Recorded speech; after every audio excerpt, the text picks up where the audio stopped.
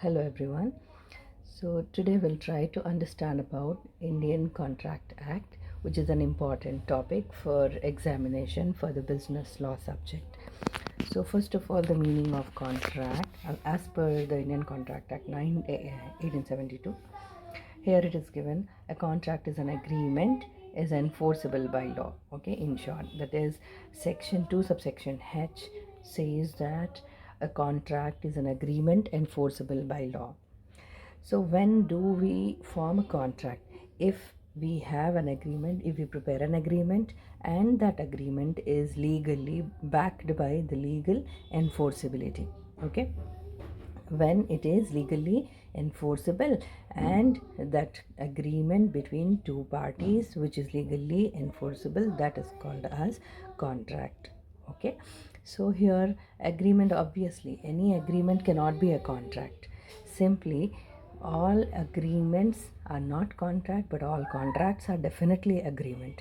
So this statement is an important statement. If it is been given to discuss, then we have to explain the importance of agreement which is backed by legal enforceability. Then only it comes with the complete meaning of contract. Now, most important thing is essential elements of a valid contract. So when a contract becomes valid, firstly, if it has offer and acceptance, so it must be offered by some party and it must be accepted by the other party, then only it becomes a contract. Okay, second element is intention to create legal relationship. So here legal relationship plays an important role. So there should be having an intention to create a legal relationship. Otherwise, if it is just a small agreement which has no legal intention, then it won't be called as a valid contract.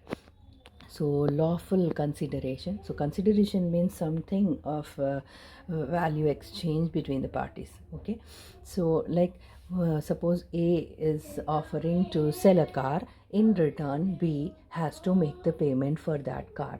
So that means in consideration of that is taking a car with the consideration of that amount which he is going to pay for purchasing the car.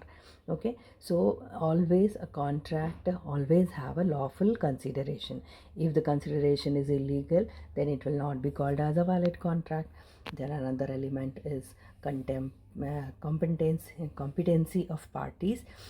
So the parties must be major. Obviously, both the parties who are in the contract, they must be major, that is above 18 years of age, and then they must be a sound minded person, and they must not be disqualified by the law.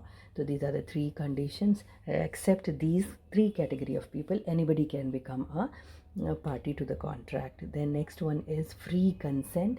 So free consent means it must be free from all sorts of coercion. Coercion means forcibly asking somebody to make a contract. So here applying the force, so that is either physical force or emotional force. So here coercion, if coercion is there, then it doesn't called as a free consent for the contract. Then undue influence, then fraud, misrepresentation, and mistake.